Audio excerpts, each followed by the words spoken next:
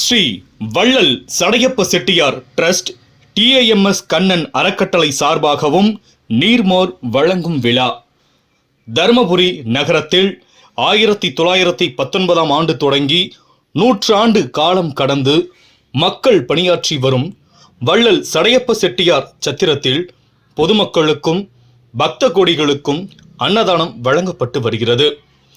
இதனைத் தொடர்ந்து இன்று தென்னிந்திய வாணியர் சங்க மாநில தலைவர் சி. காந்தி செட்டியார் அவர்களின் ஆலோசனைப்படியும் ஸ்ரீ வள்ளல் ஜடையப்ப செட்டியார் டிரஸ்ட் சார்பாகவும் TIMS கண்ணன் செட்டியார் அறக்கட்டளையின் சார்பாகவும் கோடை வெயிலை முன்னிட்டு நீர்மோர், பழங்கள் மற்றும் தண்ணீர் பொதுமக்களுக்கு வழங்கும் விழா.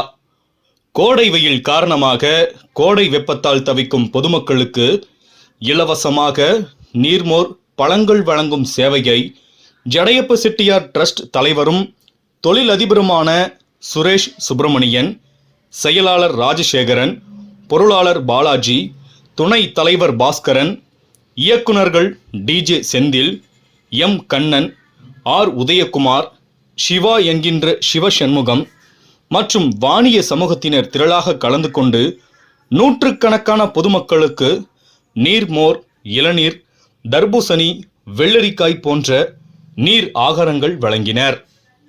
இந்த நிகழ்ச்சிக்கு முன்னதாக வாணியர் மகால் திருமண மண்டபத்தில் இன்று காலை நீர்மோர் வழங்கும் விழா நடைபெற்றது. இதில் தலைவர், செயலாளர், பொருளாளர் மற்றும் சங்கத்தை சார்ந்த உறுப்பினர்கள், பொதுமக்கள் என ஏராளமானோர் திரளாக கலந்து கொண்டனர்.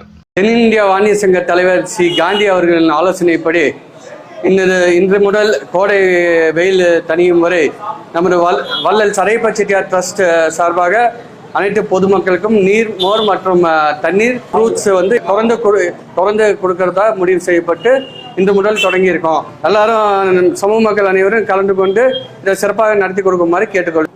45 நாளைக்கு தண்ணீர், மோர், தர்பூசணி பழம், வெள்ளரிக்காய் கோடை வெயில் தணிக்கும் முறை.